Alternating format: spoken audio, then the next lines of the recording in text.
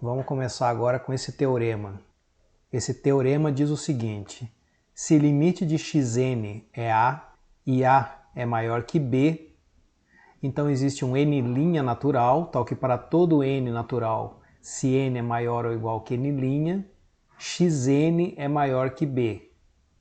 Em outras palavras, se xn converge para A e A é maior que B, então xn é maior que B para n suficientemente grande. E aqui em vermelho está o resultado correspondente para A menor que B.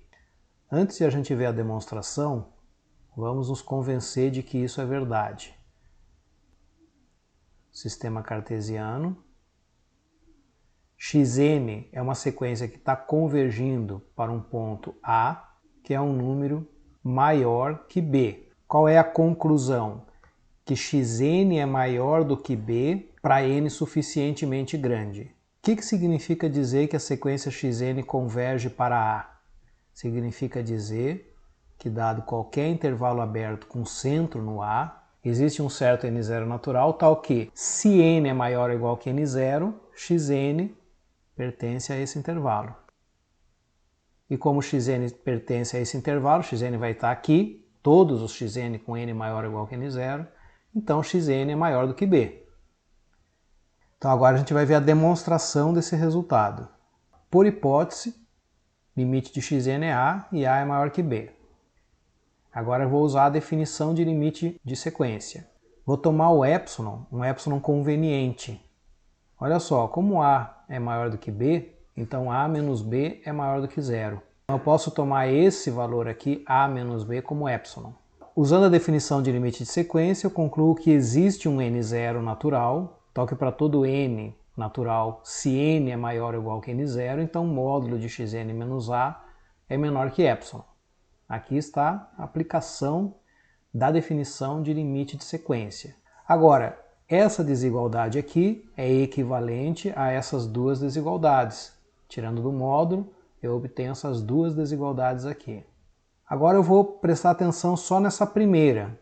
Xn é maior que A menos epsilon. Essa que vai ser útil para mim. Porque veja que eu quero mostrar que xn é maior que B. Por isso que eu vou olhar para essa desigualdade aqui, porque aqui eu tenho xn maior que algo. Então, xn maior que A menos epsilon. Só que o epsilon é A menos B. Então, xn é maior que A menos B.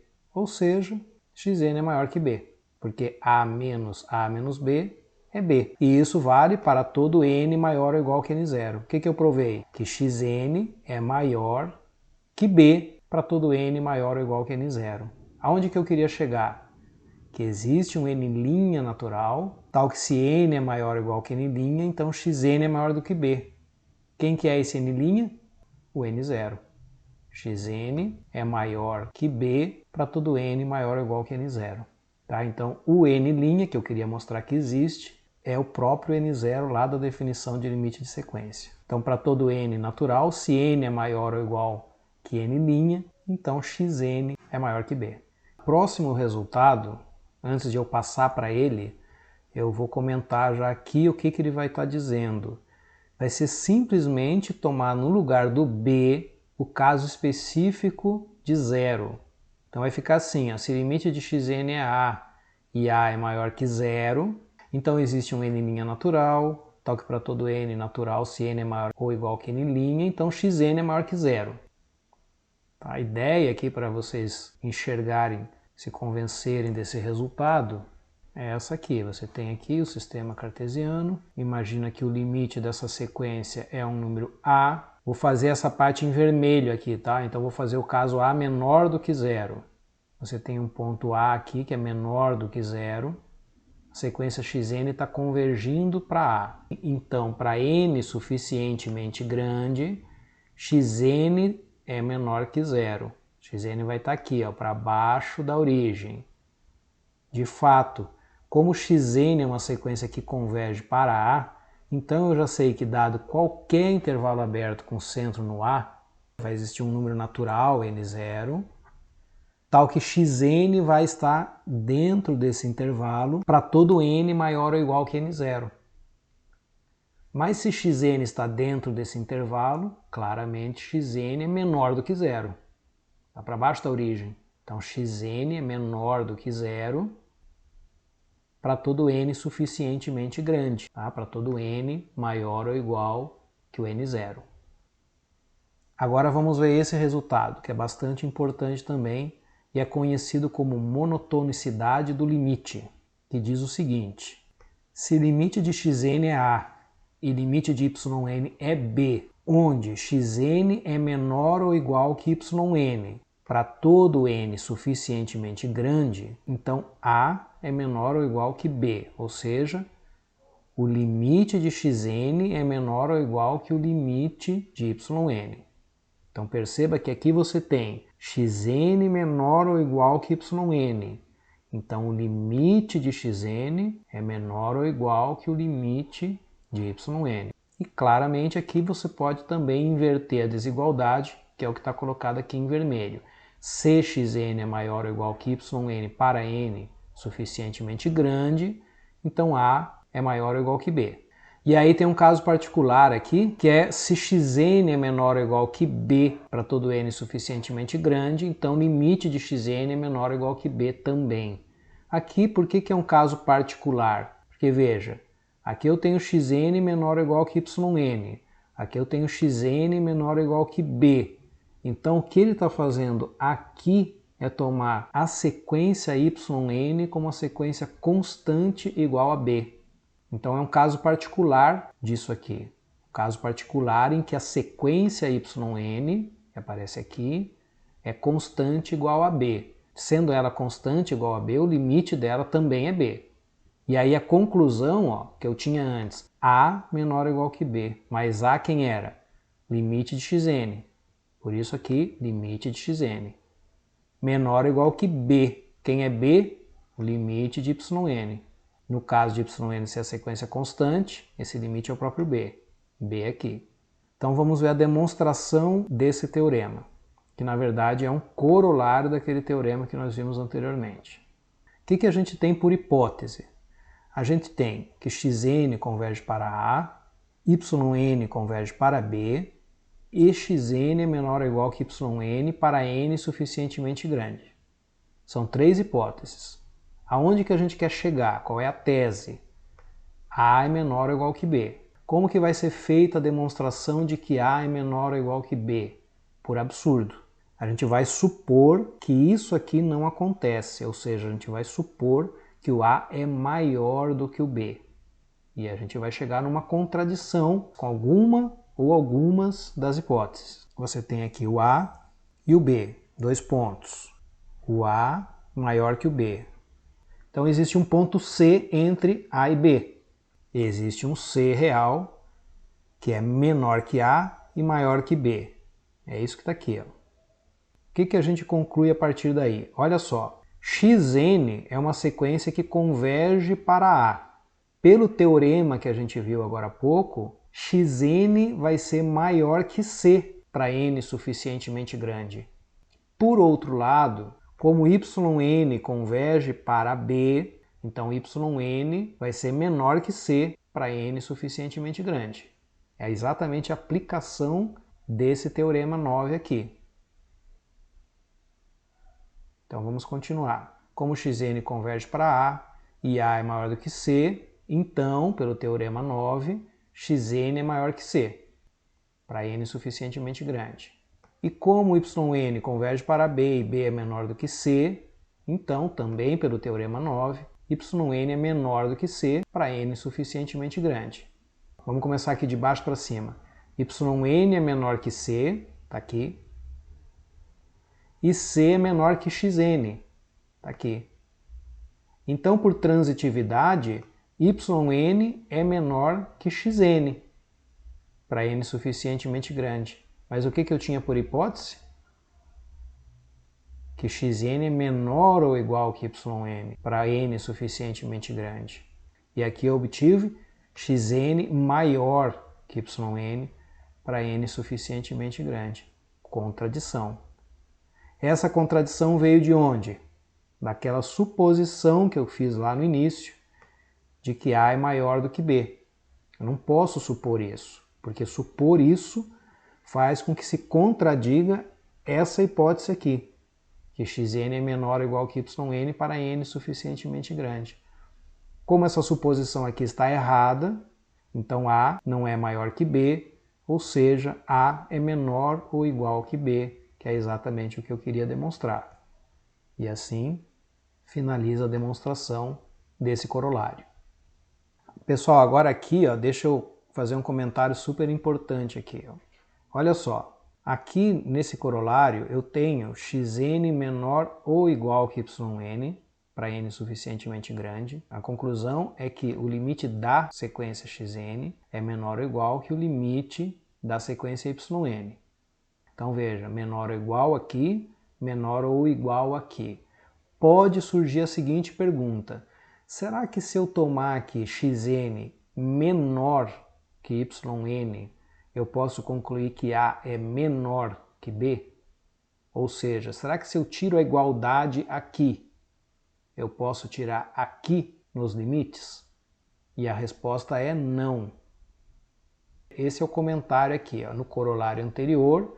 Se fosse xn menor que yn, em vez de menor ou igual, como está no corolário, não poderíamos concluir que A é menor que B, em vez de A menor ou igual que B.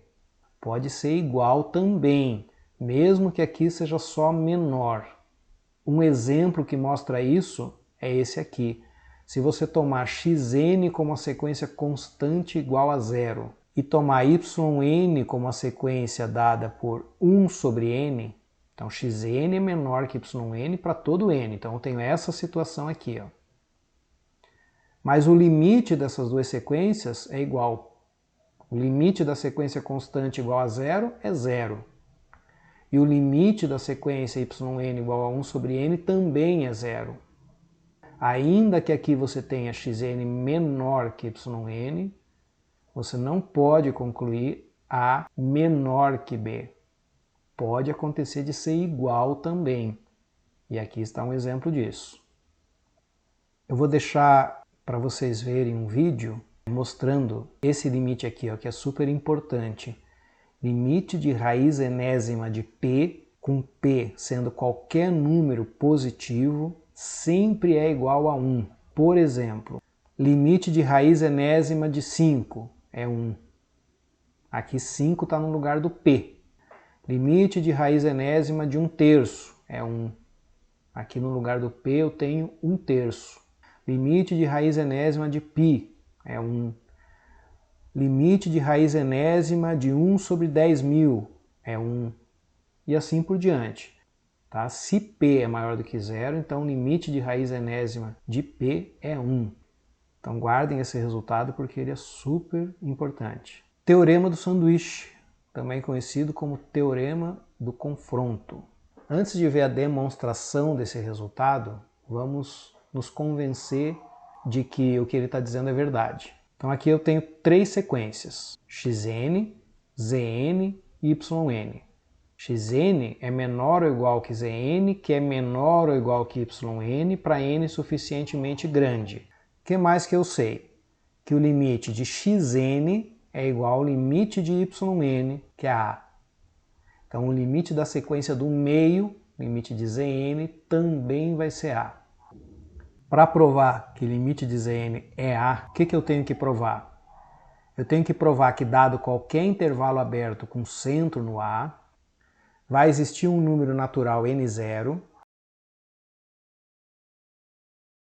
tal que se n for maior ou igual que n0, então zn vai estar dentro desse intervalo.